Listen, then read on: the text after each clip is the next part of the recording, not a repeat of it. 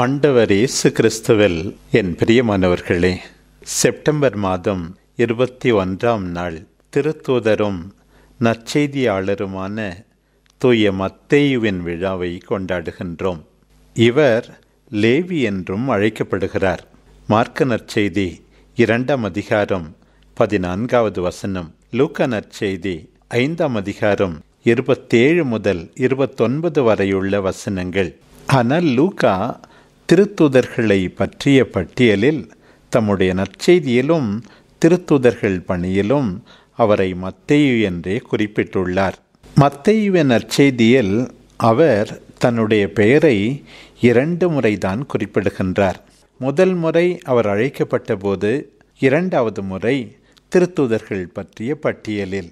ஆண்டவருடைய போதனையை பற்றியும் புதுமைகளை பற்றியும் அவ்வளவு விளக்கமாக எழுதியுள்ள மத்தேயு தம்மை பற்றி அதிகமாக குறிப்பிடாதது நம் எல்லாருக்கும் தாழ்ச்சியில் தலை சிறந்த பாடமாக இருக்கிறது. அவருடைய எண்ணமெல்லாம் மக்கள் ஆண்டவரை தெரிந்து கொள்ள வேண்டும், அவரை புகழ வேண்டும், அவர் அன்பில் நிலைத்திருக்க வேண்டும் என்பதுதான். தன்னை அவர் முன்னிலைப்படுத்தவே விரும்பவில்லை. மத்தேயு ஆண்டவரால் அழைக்கப்பட்ட பகுதி இன்றைய நற்செய்தி பகுதியாக நமக்கு கொடுக்கப்பட்டுள்ளது. சுங்கத்துறையில் அமர்ந்து வரி வசூலித்து கொண்டிருந்தார் மத்தேயு. வரி வசூலித்தவர்கள் மிக மோசமானவர்களாக கருதப்பட்டார்கள். அவர்கள் அவமதிக்கப்பட்டார்கள், இழிவாக நடத்தப்பட்டார்கள். ஏனென்றால் அவர்கள் தங்களுடைய எதிரிகளான ரோமையர்களுக்கு பணிபுரிந்தார்கள். இன்னொரு பக்கம் அநியாயமாக அளவுக்கு அதிகமாக வரி வசூலித்து தங்கள் செல்வத்தை பெருக்கிக் கொண்டார்கள். எனவே மிகவும் வெறுக்கப்பட்டவர்கள் இவ்வாறு வரி வசூலித்தவர்கள். வரி என்று சொல்லுகின்ற போது காபாய் எனப்படுகின்ற பொது வரி இருந்தது. இது சொத்து வரி, வருமான வரி, தேர்தல் வரி. இன்னொரு பக்கம் மோகஸ் என்று சொல்லப்படுகின்ற எல்லாவிதமான பொருட்களுக்கும் வரி விதிக்கின்ற பழக்கம் இருந்தது. ஏற்றுமதி செய்கின்ற பொருட்களுக்கு, இறக்குமதி செய்கின்ற பொருட்களுக்கு, ஆக சாலை வழியாக எடுத்துச் செல்லப்படுகின்ற அத்தனை பொருட்களுக்கும் வரி. இந்த வரி வசூலிப்பதில் தலைவர்கள் சிலர் இருந்தார்கள். அவர்கள் நேரடியாக மக்களை சந்திப்பதில்லை. ஆனால் இன்னொரு பக்கம் சிறிய வரி வசூலிப்பவர்கள் மக்களோடு நேரடியாக செயல்படுவதால் இன்னும் அதிகமாக வெறுக்கப்பட்டார்கள் என்று சொல்லலாம். மத்தேயுவை பொறுத்தமட்டில் சக்கேயுவை போல தலைமை வரி வசூலிப்பவராக இல்லாமல் மக்கள் அன்றாடம் சந்திக்கின்ற அவர்களுடைய வெறுப்பை அதிகம் சம்பாதித்து கொள்ளுகின்ற நேரடியான சிறிய வரி வசூலிப்பவராகத்தான் இருந்திருக்க வேண்டும். இப்படி மக்களால் வெறுக்கப்பட்ட ஒருவரை ஆண்டவர் தேர்ந்து கொள்ளுகின்றாரே பாருங்கள். அவரை உற்று பார்க்கின்றார். என் பின்னே வா என்று அழைப்பு விடுக்கின்றார். மத்தேயு ஆண்டவர் அழைத்த உடனே அவரை பின்பற்றியதை பாருங்கள். எல்லாவற்றையும் விட்டுவிட்டு அவரை பின்தொடர்ந்தார். அவர் செய்கின்ற இன்னொரு காரியத்தை பாருங்கள். ஆண்டவரை விருந்துக்கு அழைக்கின்றார் தன் இல்லத்திற்கு. தனியாக அல்ல, எத்தனையோ பாவிகள், அவரோடு வரி வசூலித்தவர்கள், அவருடைய நண்பர்கள், அத்தனை பேரும் ஆண்டவரோடு விருந்துண்கிறார்கள். ஆந்திரேயாவை போல, பிலிப்பை போல ஆண்டவரை கண்டுகொண்டால் சும்மா இருக்க முடியாது. தன்னுடைய நண்பர்களுக்கு உடனடியாக ஆண்டவரை அறிமுகப்படுத்த வேண்டும் என்ற உந்துதல் இருப்பதை நாம் பார்க்கின்றோம். மறைநூல் அறிஞர்களும் பரிசேயர்களும் குறை கண்டுபிடிக்கிறார்கள் ஆண்டவருடைய செயலை கண்டு. மருத்துவர் நோயுற்றவருக்குத்தான், நோயற்றவருக்கன்று. நான் பாவிகளை மனமாற்றத்திற்கு அழைக்கவே வந்திருக்கிறேன் என்கின்றார் ஆண்டவர். பாவிகள் என்று மக்களால் எத்தனையோ வரி வசூலிப்பவர்கள் வெறுத்து ஒதுக்கப்பட்டாலும் நற்செய்தி அவர்களை நன்றாகத்தான் படம் பிடித்து காட்டுகிறது. லூக்கா நற்செய்தி 19ஆம் அதிகாரம் வரி வசூலித்த சக்கேயு ஆண்டவரை ஏற்றுக்கொண்டதை நாம் பார்க்கின்றோம். லூக்கா நற்செய்தி 18ஆம் அதிகாரத்தில் ஆண்டவர் கூறிய உவமையில் அந்த பரிசேயனை விட வரி வசூலிக்கின்றவன் தன் மார்பில் அறைந்து கொண்டு மனம் மாறி ஆண்டவரால் ஏற்கப்பட்டவனாய் தன் இல்லம் திரும்பினான் என்று வாசிக்கின்றோம்.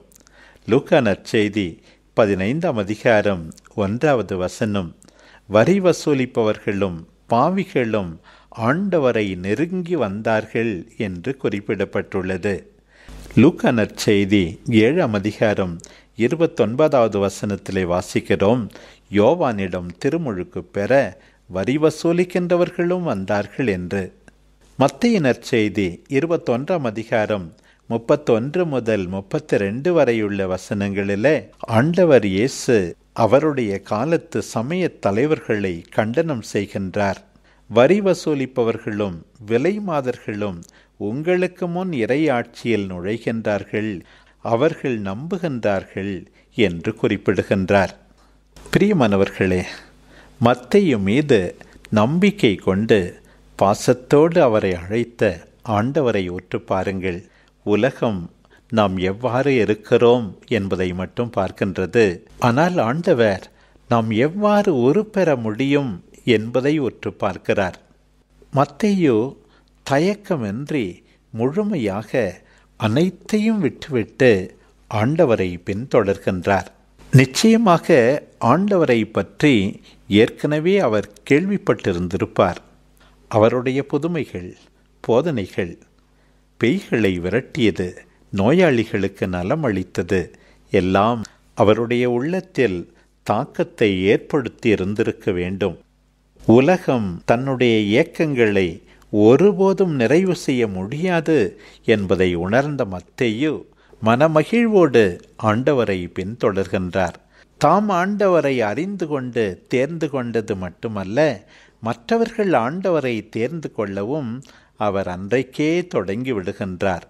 தன்னிடம் இருப்பதை ஆண்டவருக்காக செலவழித்து அவரை இன்னும் அதிக பேர் தெரிந்து கொள்ள வேண்டும், அன்பு செய்ய வேண்டும் என்பதற்காகத்தான் அன்றைக்கு விருந்து வைக்கின்றார்.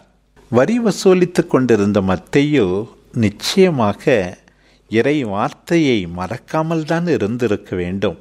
அவருடைய நற்செய்தியிலே 99 முறை பழைய ஏற்பாட்டிலிருந்து மேற்கோள்கள் காட்டப்பட்டுள்ளன.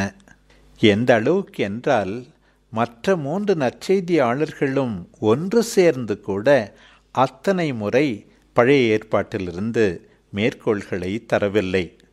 சட்டத்திலிருந்து, திருப்பாடல்களிலிருந்து, இறைவாக்கினர்கள் பகுதிகளிலிருந்து நிறைய மேற்கோள்கள். தாமே விவிலியத்தை நன்கு கற்று தேர்ந்திருந்திருக்க வேண்டும். பாவி என்று ஒதுக்கப்பட்ட அவர் தொழுகை கூடத்தில் அனுமதிக்கப்படாமல் இருந்த சூழ்நிலையிலும் கூட தன்னுடைய வெறுமையான நிலையில இறை வார்த்தை அவருக்கு ஆறுதல் அளித்திருந்திருக்க வேண்டும்.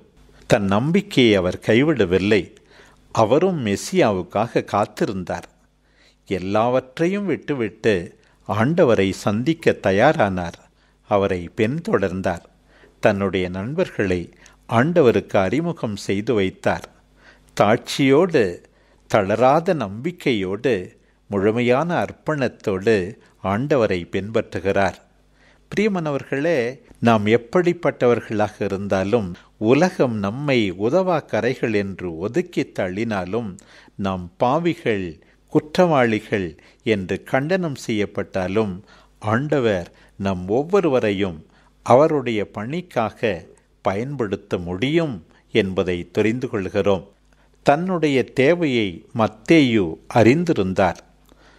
தூய அகுஸ்தியனாரைப் போல ஆண்டவரை அடைந்தாலன்றி நம்முடைய இதயம் அமைதி காண முடியாது என்பதை மத்தேயு அன்றே உணர்ந்திருந்தார். ஆண்டவரை மனமுவந்து பின்பற்றினார். ஆண்டவர் தன்னிடம் கொடுத்த பொருட்களை, தன்னுடைய திறமைகளை வைத்து ஆண்டவருடைய நற்செய்தியை அன்றைக்கே அறிவிக்க தொடங்கிவிட்டார். பின்னாளில் ஒரு பெரிய நற்செய்தியை எழுதி இன்னும் எத்தனையோ பேர் ஆண்டவரை தெரிந்து கொள்ள வழிகாட்டினார். என்னிடம் வா என்று ஆண்டவரால் விடுக்கப்பட்ட அழைப்பில் மன்னிப்பும் மறைந்திருந்தது. ஆண்டவர் அவரை மன்னித்து ஏற்றுக்கொள்ள தயாரானார். அதே மன்னிப்பை மத்தேயுவும் எல்லாருக்கும் வழங்க தொடங்கிவிட்டார். அலட்டிக்கொள்ளாமல் ஆரவாரம் இல்லாமல் பின்னாலிருந்து மத்தேயு ஆண்டவருக்காக எவ்வளவோ செய்தார். தன்னையே முழுமையாக அர்ப்பணித்தார். இன்றைக்கும் கூட அருள் பணியாளர் பலர், அருள் சகோதரிகள் பலர் மற்றவர்களால் எந்த விதத்திலும் பாராட்டப்படாமல் தங்கள் பணியை தொடர்ந்து செய்து கொண்டே இருக்கிறார்கள். ஆண்டவர் அவர்களையெல்லாம் பார்க்கின்றார். அவர்களையோடு அதிகமாக மறைக்கல்வி ஆசிரியர்கள், ஆலயத்திலே பணிபுரிகின்றவர்கள், அதை தூய்மையாக வைத்திருப்பவர்கள், பல்வேறு குழுக்களிலே திரு அவைக்காக ஒவ்வொரு நாளும் பாடுபடுகின்றவர்கள் தங்கள் உழைப்புக்கேற்றவாறு மற்றவர்களால் மதிக்கப்படுவதில்லை, பாராட்டப்படுவதில்லை.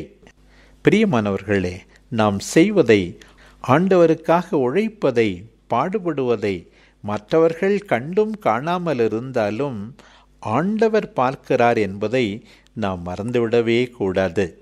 எபிரேயருக்கு எழுதப்பட்ட திருமுகம் 6ஆம் அதிகாரம் 10வது திருவசனம் கூறுவது போல, கடவுள் நீதியற்றவர் அல்ல. அவர் பெயரால் நாம் காட்டுகின்ற அன்பையும் உழைப்பையும் அவர் ஒருபோதும் மறக்க மாட்டாராம். மத்தேயுவை ஆண்டவர் மறக்கவில்லை. பின்னாளில் அவர் எத்தியோப்பியாவிலே மறைசாட்சியாக மரித்தார் என்று பாரம்பரியம் சொல்லுகின்றது. மத்தேயுவின் அழைப்புக்காக ஆண்டவருக்கு நன்றி கூறுவோம். ஆண்டவரின் மனநிலையோடு நம்முடைய சகோதர சகோதரிகளை ஒற்று பார்ப்போம். உலகத்தால் வெறுக்கப்பட்டாலும் ஆண்டவர் மத்தேயுவை மதித்தார், ஏற்றுக்கொண்டார், தன்னுடைய பணிக்கு அழைத்தார். அவ்வாறே ஒவ்வொரு சகோதரனும் சகோதரியும் ஆண்டவருக்காக அற்புதங்களை செய்ய முடியும் என்று நம்புவோம். மத்தேயுவின் அடிச்சுவட்டில் நாமும் ஆண்டவரை மனமுவந்து பின்பற்றுவோம். ஏனென்றால் அவர்தான் நம் உள்ளத்து ஏக்கங்களை நிறைவு செய்ய முடியும். நம்மிடம் உள்ளதையெல்லாம் ஆண்டவருடைய பணிக்காக செலவழிப்போம்.